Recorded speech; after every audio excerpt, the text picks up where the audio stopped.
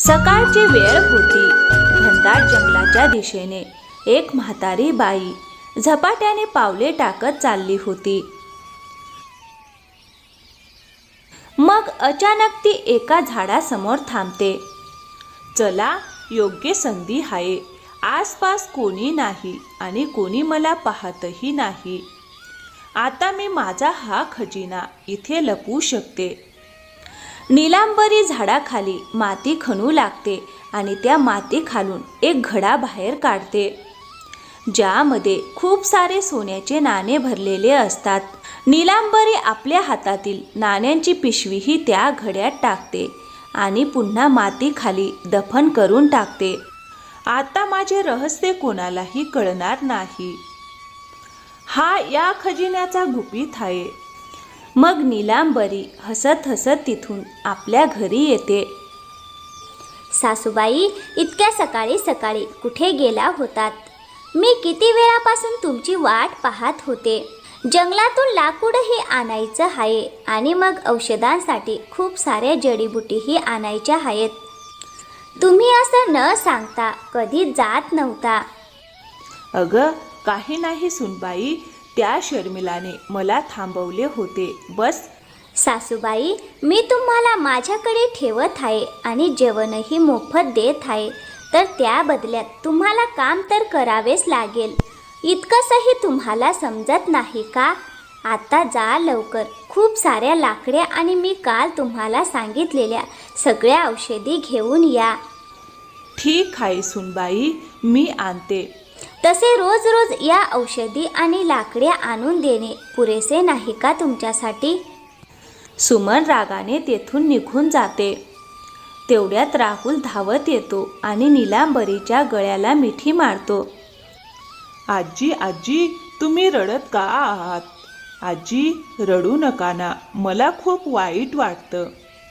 काही नाही रे बाळा, फक्त डोळ्यात थोडी माती गेली होती, त्यामुळेच डोळ्यातून अश्रू आले. बाळा, तुला पाहिलं की माझा सगळा थकवा दूर होतो. अरे, तूच तर माझ्या जगण्याचं कारण आहेस बाळा. आजी, आई खूप वाईट आहे ना.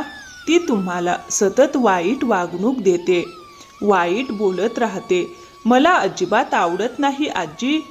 असं बोलायचं नसतं बाळा. ती तुझी आई आहे आणि आई विरुद्ध काहीही चुकीचं बोलू नकोस बाळा. आणि जा, घरातच राहा. मी जंगलातून लाकूड आणि औषधी घेऊन येते. ठीक आहे ना बाळा? मग राहुल घरात जातो आणि नीलांबरी जंगलात निघून जाते. तेवढ्यात रस्त्यात तिला शर्मिला भेटते. अगं नीलांबरी, म्हातारपण आलं आहे. अजून किती दिवस असं जंगलातून लाकूड आणि औषधी आणत राहणार? अगं, ज्या रस्त्याने तू जाते ना, तो रस्ताही रडत असेल. मग एखादा दिवस तरी आराम कर ना. अगं शर्मिला बहीण, तू काय बोलतेस हे? अगं, पोटाची खळगी भरायची असेल तर मेहनत करावीच लागते. नाहीतर आजच्या काळात कोण कुणाला बसून खाऊ घालतो? अगं हो, तेही खरंच आहे. तुझ्या सुना तर फारच कठोर स्वभावाच्या आहेत. मोठी सून तुला ठेवते खरी, पण ती फार रागीट आणि फारच लोभी आहे. आणि धाकटी सून, ती तर फक्त लोभीच आहे. ती विनाकारण कुणाला एक ग्लास पाणीही देत नाही. अगं, जरा हळू बोल. जर कुणी ऐकलं तर उगाच माझं म्हातारपणही बिघडेल. ठीक आहे, जा, मीही माझं काम करायला जाते. मग नीलांबरी घनदाट जंगलात जाते आणि लाकूड तोडून विविध प्रकारच्या जडीबुटी गोळा करू लागते. आणि संध्याकाळ होताच ती घरी परतते.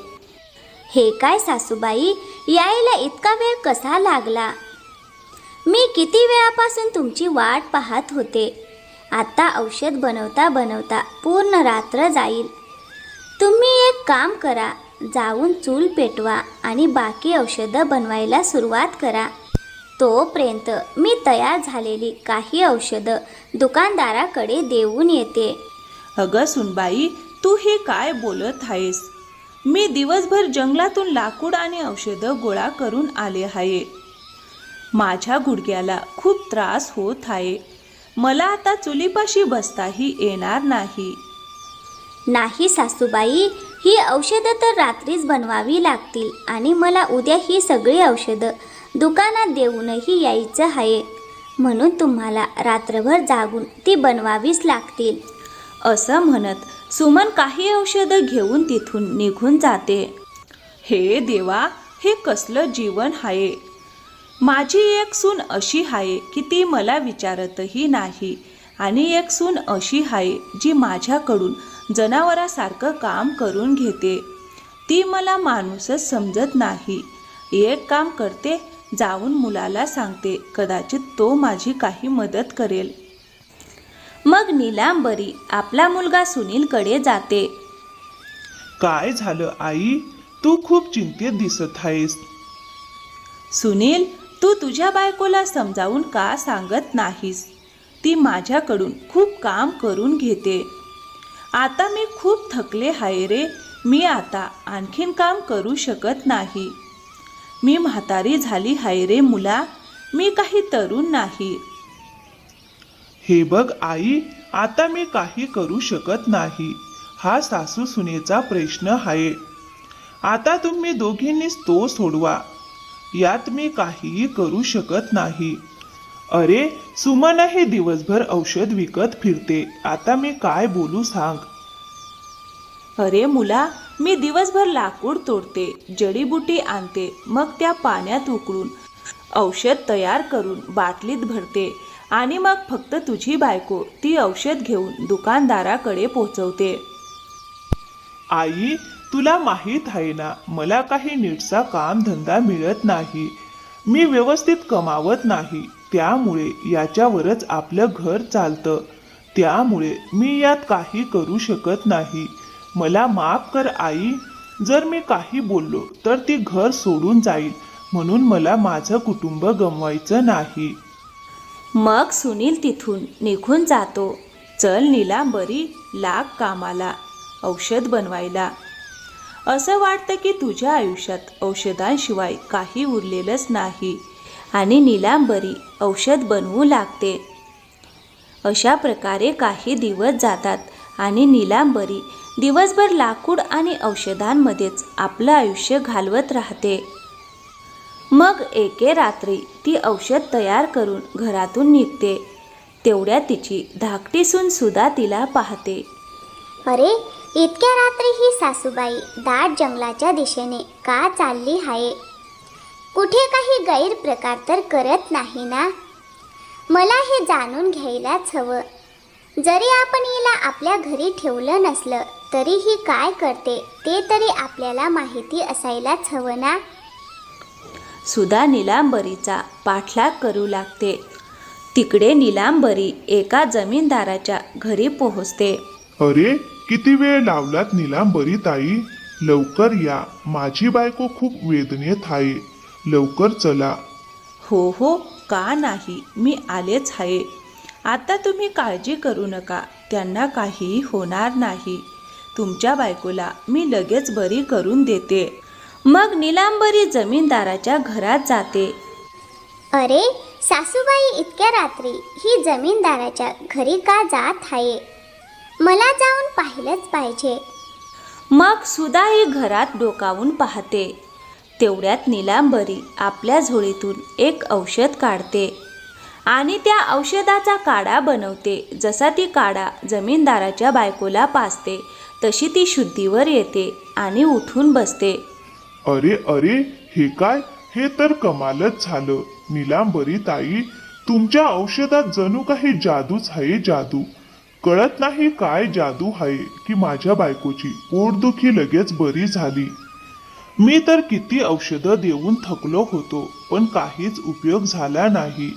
तुमच्या एका काड्याने सगळं ठीक झालं. थांबा थांबा, मी तुम्हाला आताच पैसे देतो. मग जमीनदार आपली तिजोरी उघडतो आणि खूप सारे सोन्याचे नाणे काढून नीलांबरीच्या हातात ठेवतो. तुम्ही माझ्या बायकोला बरी केली म्हणून हे सगळं धन तुमचंच आहे. या वयातही तुमच्या हातात इतकं कौशल्य आहे की मोठी मोठी आजारपणही बरी करता. हे सगळं माझ्या आईने दिलेले कौशल्य आहे जमीनदार साहेब. आता मी निघते. ठीक आहे नीलांबरी ताई, काळजीपूर्वक जा. रात्र खूप झाली आहे आणि अंधारही आहे. हो हो, मी व्यवस्थित जाईन. हे सगळं दृश्य पाहून सुधा आश्चर्यचकित होते. सासूबाईंनी तर जमीनदाराच्या बायकोला एका काड्यातच बरी करून टाकलं आणि जमीनदाराने इतकं सगळं धन दिलं. अरे, सासूबाई तर चांगलेच पैसे कमावतात. मी तर समजत होते की ही म्हातारी एक बोज आहे, म्हणूनच तर मी हिला माझ्यासोबत ठेवत नव्हते. चला पाहूया या धनाचं शेवटी काय होतं. मग नीलांबरी तिथून निघते आणि सोन्याची नाणी घेऊन पुन्हा जंगलाच्या दिशेने जाते. तेवढ्यात सुधाही तिचा पाठलाग करू लागते. नीलांबरी त्या झाडाखाली जाते आणि तिथून घडा बाहेर काढते आणि त्या सोन्याच्या नाणी त्या घड्यात ठेवते. हे धन कोणाचंही होऊ शकत नाही. हे धन फक्त माझा नातू राहुलचं आहे. तोच मला सगळ्यात जास्त प्रेम करतो. ना माझी मोठी सून, ना धाकटी सून, ना माझा मुलगा. हे धन फक्त राहुलचं आहे, दुसऱ्या कुणाचंही नाही. मग नीलांबरी तो घडा पुन्हा मातीखाली पुरते आणि घरी निघते. या सगळ्या गोष्टी सुधा लपून ऐकते. अच्छा, म्हणजे सासूबाई आपलं धन या झाडाखाली लपवत आहेत आणि किती धन आधीच लपवलं आहे कोण जाणे. मला काहीही करून सासूबाईंना माझ्या घरी आणावं लागेल, तेव्हाच तर मला हे सगळं धन मिळेल. माझाही तर एक मुलगा आहे. मग हे सगळं धन फक्त जाऊबाईच्या मुलालाच का मिळावं? मीही माझी पूर्ण चालाखी लावीन. हो, नाही तर काय. मग सुधा घरी परत जाते. दुसऱ्या दिवशी सकाळी सुधा सुमनच्या घरी येते. अगं, तू इथे काय करते आहेस? चल इथून निघून जा. हे बघा ताई, इतके दिवस तुम्ही सासूबाईंना तुमच्याकडे ठेवले आहे. आता मला सासूबाईंना माझ्यासोबत घेऊन जायचं आहे. मला त्यांची सेवा करायची आहे. मला अनेक रात्री झोप येत नाही आणि वाईट स्वप्नही पडत आहेत.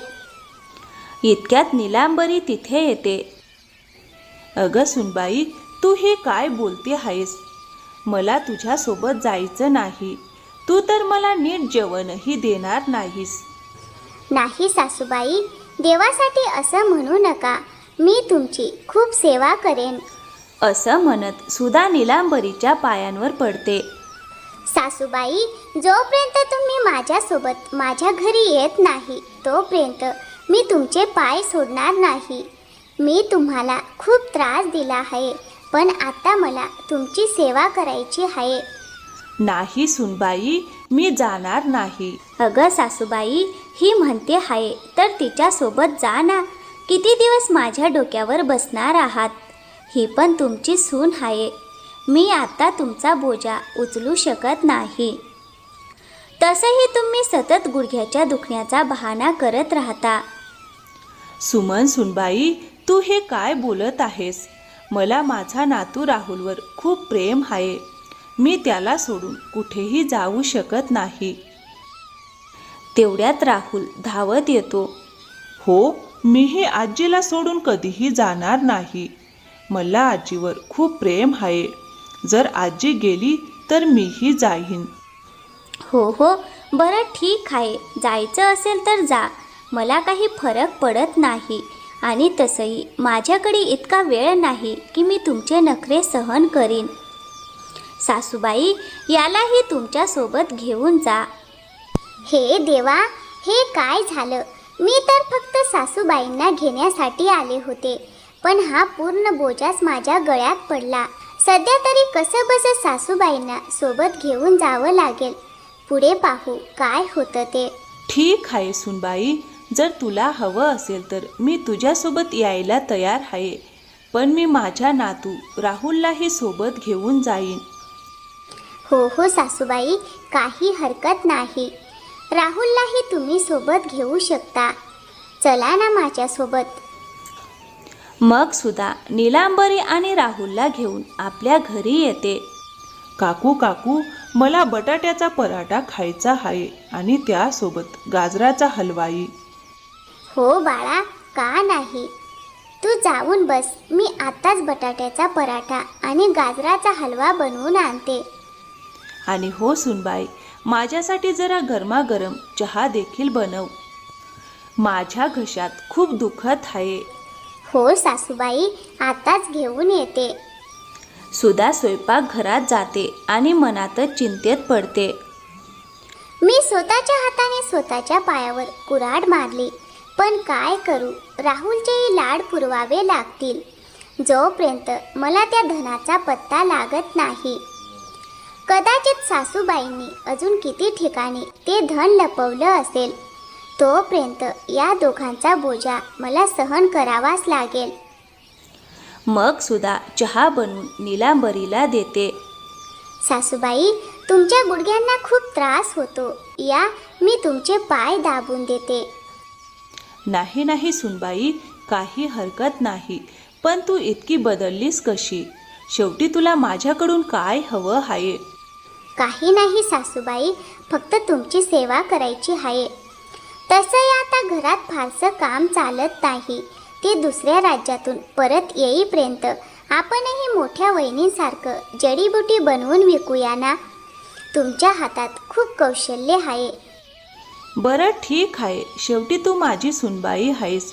मी तुझं घर उद्ध्वस्त होताना कसं पाहू शकते? मी तुला औषधं बनवायला शिकवते, पण जंगलातून लाकूड आणि जडीबुटी तुलाच आणाव्या लागतील. हो हो सासूबाई, का नाही, मीच सगळं घेऊन येईन. तुम्ही तसंही खूप थकल्या असाल, तुम्ही फक्त आराम करा. असं म्हणत सुधा तिथून निघून जाते. अरे, हे काय झालं? ही तर मला कधी पाहायलाही आवडत नव्हती आणि आज माझ्यासाठी इतकं काही करत आहे. म्हणजे नक्कीच काहीतरी कारण आहे जे हिला हवं आहे, पण मला अजून समजत नाही. सुधा पूर्ण रात्र आपल्या खोलीत चिंतेत पडून राहते. मला काहीही करून श्रीमंत व्हायचं आहे आणि ते सगळं धन मला माझ्या हक्काचं करायचं आहे. सकाळ होताच मी लगेच जाऊन त्यातून धन काढून आणेन. आता ही म्हातारी जडीबुटी विकून त्या घड्यात धन साठवत राहील आणि मी त्यातून पैसे काढत जाईन. हो हो, हे बरोबर राहील. आणि राहुलपासूनही मला कसं तरी सुटका मिळवावी लागेल. मग सुधा झोपते. दुसऱ्या दिवशी सकाळी ती घनदाट जंगलाच्या दिशेने निघते आणि त्याच झाडाखाली बसून माती काढू लागते. अजून थोडाच वेळ, मग मी श्रीमंत होईन. माझ्याकडे खूप सारा पैसा असेल. पण जेव्हा ती माती काढून पाहते तेव्हा त्या घड्यात एकही सोन्याचं नाणं नसतं. अरे, हे काय? यात तर सासूबाईंनी इतकी सोन्याची नाणी ठेवली होती, पण इथे तर एकही नाणं नाही. हे देवा, हे काय झालं? आता हे कोण घेऊन गेले? आता मी काय करू? माझाच डाव उलटा पडला. मग सुधा निराश होऊन घरी परतते. मला काहीही करून सासूबाईंना माझ्या गोड बोलण्यात अडकवावं लागेल. त्या मला असंच धन देणार नाहीत, तेही इतक्या सहजपणे. काय झालं सुनबाई? तू इतकी चिंतेत का दिसतेस? सासूबाई, माझ्या घरची परिस्थिती दिवसेंदिवस खराब होत चालली आहे. माझ्याकडे नीट पैसेही नाहीत. तुम्ही मला थोडंसं धन द्या ना. मी जडीबुटी आणि बाकी आवश्यक सामान विकत घेईन. वरून जमीनदारही त्रास देत आहे, त्यालाही थोडे पैसे द्यायचे आहेत. अगं सुनबाई, तू काय बोलते आहेस? मी तर म्हातारी आहे, माझ्याकडे पैसे कुठून येणार? सुधा बसून मोठमोठ्याने रडण्याचं नाटक करते. कदाचित खरंच माझी सून मोठ्या अडचणीत आहे. मला तिला थोडंसं धन देऊन मदत करायला हवी. मग नीलांबरी तिथून निघते. चला, माझ्या रडण्याचं नाटक कामाला आलं. म्हातारी माझ्या बोलण्याला फसली. आता लवकरच ती मला सगळी सोन्याची नाणी देईल. थोड्याच वेळात नीलांबरी 5 सोन्याची नाणी आणून सुधाच्या हातात ठेवते. हे बघ सुनबाई, सध्या एवढंच धन आहे, यावर भागव. आपण अजून मेहनत करू. काही दिवसातच जडीबुटी विकून आपण खूप सारा पैसा कमावू. हो सासूबाई, का नाही. मग सुधा रागाने आपल्या खोलीत जाते. या म्हातारीने तर मला भिकारी समजलं आहे. इतकं सगळं धन मी स्वतःच्या डोळ्यांनी पाहिलं होतं आणि ही मला काही दाखवत नाही आणि हिला घरातून हाकलूही शकत नाही. एक काम करते, हिला कायमची मार्गातून दूर करते. मी हिच्यामुळे का भिकाऱ्यासारखं आयुष्य जगू. ही जेव्हा मरेल ना, तेव्हा मी तिच्याकडून सगळी माहिती काढून घेईन की तिने कुठे कुठे धन लपवून ठेवलं आहे. हो, हेच बरोबर राहील. मग सुधा मध्यरात्री घनदाट जंगलात जाते आणि एका झोपडीत पोहोचते. अरे सुधाताई, इथे कशी आलीस? हे बघा बाबा, मी तुमची अनेकदा मदत केली आहे. तुम्ही मला अशी एक जडीबुटी द्या ज्यामुळे मी माझ्या सासूला कायमची मार्गातून दूर करू शकेन. हो, माझ्याकडे असं औषध आहे, पण ते औषध खाल्लं की माणूस कायमचा मरतो. विचार करून घे. अहो, त्याची काळजी तुम्ही करू नका. मी बघून घेईन. तिला कधी सुटका मिळणार नाही. तो म्हातारा माणूस सुधाला औषध देतो आणि सुधा ते घेऊन आपल्या घरी येते. मग दुसऱ्या दिवशी सकाळी सुधा स्वयंपाक करते आणि पटकन त्यात जडीबुटी मिसळते. मग मनातच म्हणते, आता कायमचा त्रास संपला. किमान मरताना तरी ती सांगेल की तिने धन कुठे लपवलं आहे. मग ती त्या अन्नात औषध मिसळते आणि नीलांबरी समोर ठेवते. अगं सुनबाई, आज काय झालं?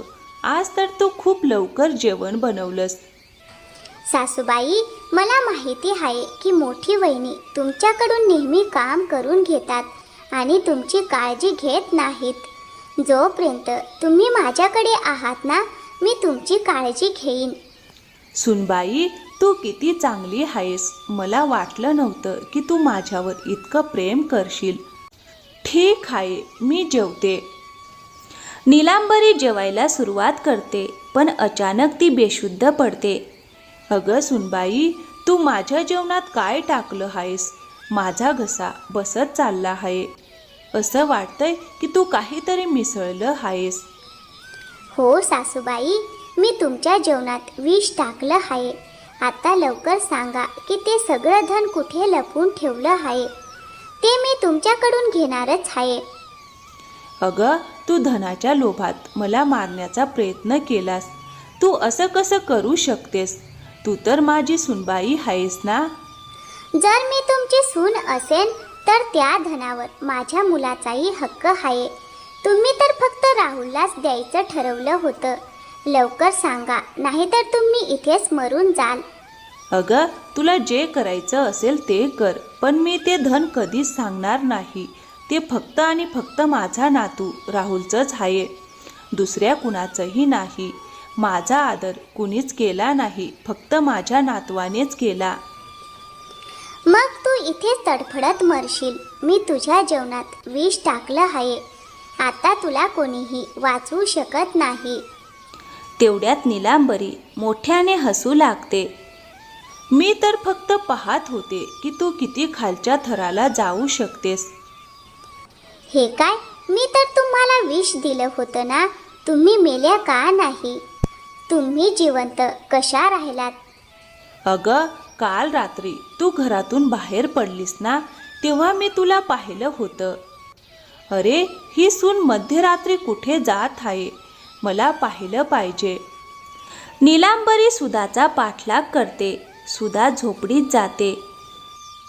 अरे, इतक्या रात्री माझी सूनबाई या झोपडीत का आली? इथे तर तोच म्हातारा माणूस बसतो जो फक्त विष विकतो. म्हणजे माझी सूनबाई विष घ्यायला आली आहे. मला सावध राहायला हवं. सुधा झोपडीतून बाहेर येते. आता जसे मी हे विष सासूबाईंच्या जेवणात मिसळेन, त्या कायमच्या मरतील आणि मग तो सगळा खजिना माझा होईल. अगं सुनबाई, तू मला मारण्याचा विचार करत आहेस ना, पण मीही औषधांची जाणकार आहे. आता बघ मी काय करते. नीलांबरी झुडपातून काही पाने तोडून खाते. मला माहीत आहे तू मला विष देणार आहेस, पण हे विष माझं काहीच बिघडवू शकत नाही, कारण मी त्यावरचा उपाय आधीच खाल्ला आहे. नीलांबरी घरी परतते. अगं तू काय समजली होतीस? मी जी स्वतः औषधं बनवते तिला तू साध्या विषाने मारू शकशील? ठीक आहे सासूबाई, आता मी तुमचा गळाच दाबते, मग तुमची सगळी हुशारी संपेल. नाही, तू असं करू शकत नाहीस. मला सोड. लवकर सांग, ते धन कुठे आहे? मी ते सगळं धन घेऊन तुला जिवंत सोडेन. तुला जे करायचं ते कर, पण मी तुला तो खजिना कधीच सांगणार नाही, कारण तो माझ्या नातवाचा आहे. मग सुद्धा नीलांबरीचा गळा दाबू लागते. तेवढ्यात झोपडीत राजा येतो. अगं अगं, हे काय करत आहेस तू? नीलांबरीला मारायची तुझी हिंमत कशी झाली? ही तुझी सासू आहे. महाराज, तुम्ही माझ्या झोपडीत यावेळी कसे आलात? सुनबाई, मला माहीत होतं की जर मी विषाने मरणार नाही तर तू मला गळा दाबून मारशील, म्हणूनच मी आधीच राजवाड्यात जाऊन महाराजांना सगळं सांगितलं होतं. नाही, या औषधाने काही होणार नाही. मला काहीतरी वेगळं करायला हवं. मला महाराजांकडे जायलाच हवं. मी इतके दिवस या लोकांचा त्रास सहन केला, पण आता नाही, आता खूप झालं. असं म्हणत नीलांबरी राजवाड्याकडे निघते. थोड्याच वेळात सकाळ होते. अरे, इतक्या सकाळी तू इथे काय करते आहेस? नीलांबरी, आता महाराज पूजा करत असतील, यावेळी तू त्यांना भेटू शकत नाहीस. नाही, मला महाराजांना भेटायलाच हवं. हा माझ्या जीवाचा प्रश्न आहे. जर मी त्यांना भेटले नाही तर मी मरेन. ठीक आहे, मी महाराजांना घेऊन येतो. थोड्याच वेळात सैनिक महाराजांना घेऊन येतात. बोला नीलांबरी, कशासाठी आली आहेस? आज तू कोणतंही औषध घेऊन आलेली नाहीस आणि तुझ्या चेहऱ्यावर इतकी उदासी का आहे? महाराज, काय सांगू, मी आता म्हातारी झाली आहे. मी माझा मुलगा आणि सुनांवर नेहमी प्रेम करत होते, पण सगळ्यांनी मला ओझं समजून घराबाहेर काढलं. मोठी सून दिवसभर माझ्याकडून काम करून घ्यायची आणि आज तर धाकटी सून धन मिळवण्यासाठी मला मारण्याचाच प्रयत्न करत होती. ती आज माझ्या जेवणात विष टाकणार होती. काय? मग तर तिला मी शिक्षा देतो. आता जाऊन तिला पकडून कारागृहात टाकतो. नाही महाराज, मी फक्त तिला बोलताना ऐकलं आहे. मला फक्त पाहायचं आहे की ती किती खालच्या थराला जाऊ शकते की नाही. तुम्ही फक्त माझं रक्षण करा. जर माझी सून इतकी खाली जाणार नसेल तर ठीक आहे, पण जर ती मला पुन्हा मारण्याचा प्रयत्न करेल तर मी आता आणखीन सहन करू शकत नाही महाराज. जरी ते सगळे माझे मुलगा आणि सून असले तरी त्यांच्या अत्याचारामुळे मी आता थकून गेले आहे.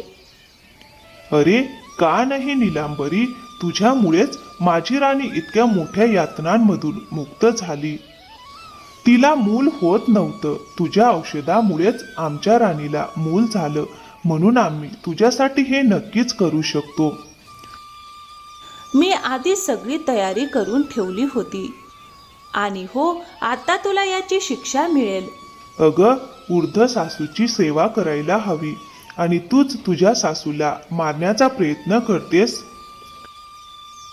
महाराज, मला माफ करा. माझ्याकडून खूप मोठी चूक झाली, पण मी फक्त सासूबाईंकडून धन घेण्याचा प्रयत्न करत होते.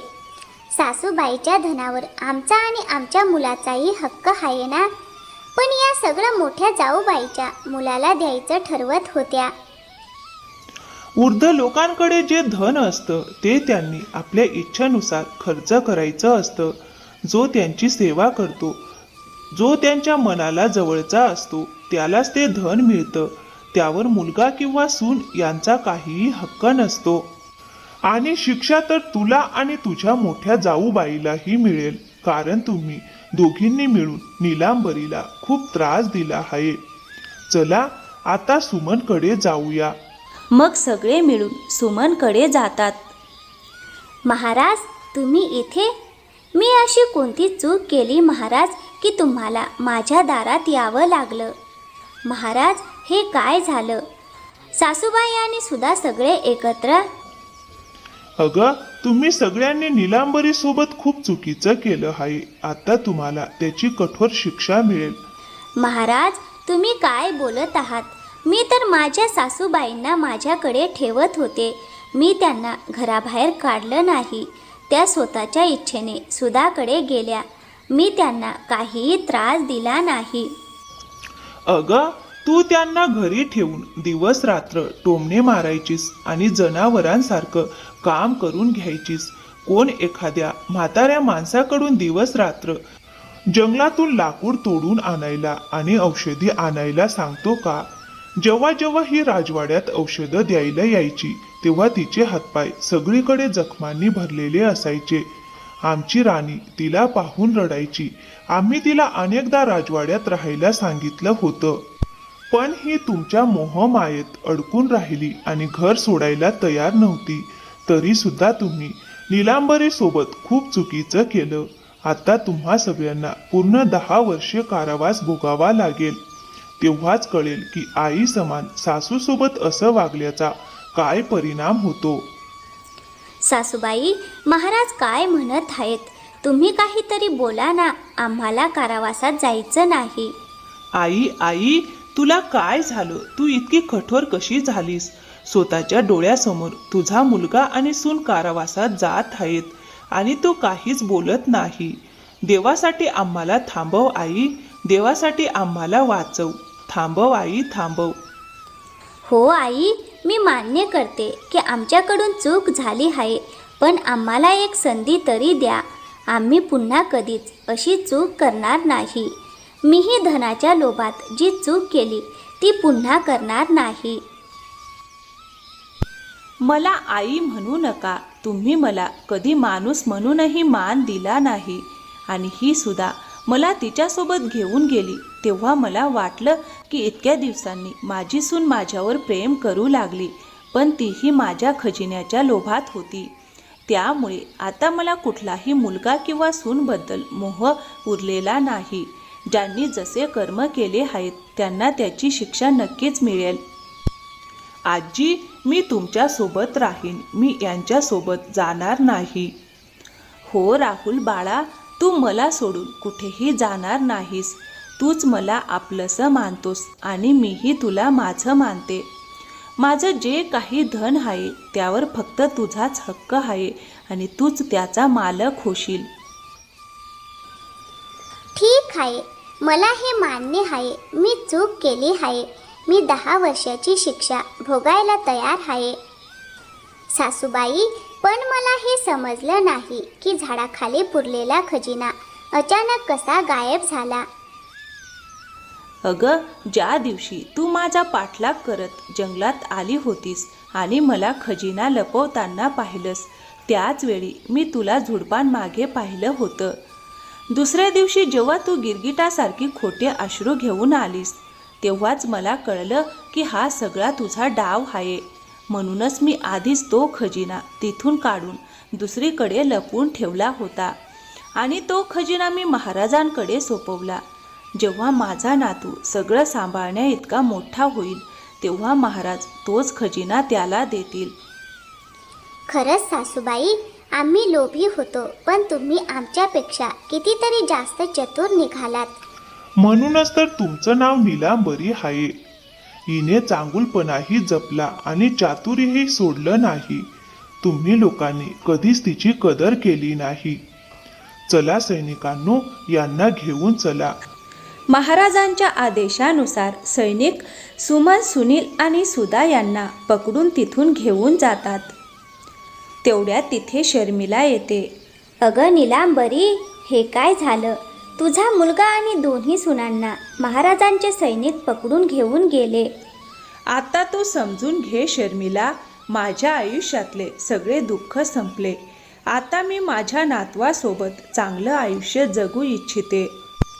अगं, मला तर आधीपासूनच माहीत होतं की एक दिवस असंच होणार आहे.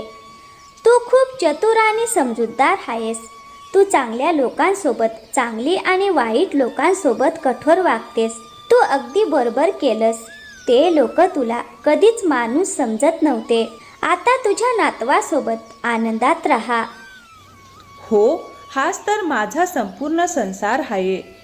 त्यानंतर नीलांबरी आपला नातू राहुलसोबत आनंदाने जीवन जगू लागते. तर मित्रांनो, या कथेतून आपल्याला एकच शिकवण मिळते. लोभ माणसाला नाशाच्या मार्गावर नेतो. सुधा आणि सुमन धनाच्या लालसेमुळे इतक्या खाली जातात की त्या स्वतःच्या सासूचाही जीव घेण्याचा प्रयत्न करतात आणि शेवटी त्या शिक्षा भोगतात. तर मित्रांनो, कसा वाटला आजचा व्हिडिओ? आवडला असेल तर लाईक करा, शेअर करा आणि हो, चॅनलवर नवीन असाल तर प्लीज चॅनलला सबस्क्राईब करायला विसरू नका. थँक्यू. धन्यवाद मित्रांनो.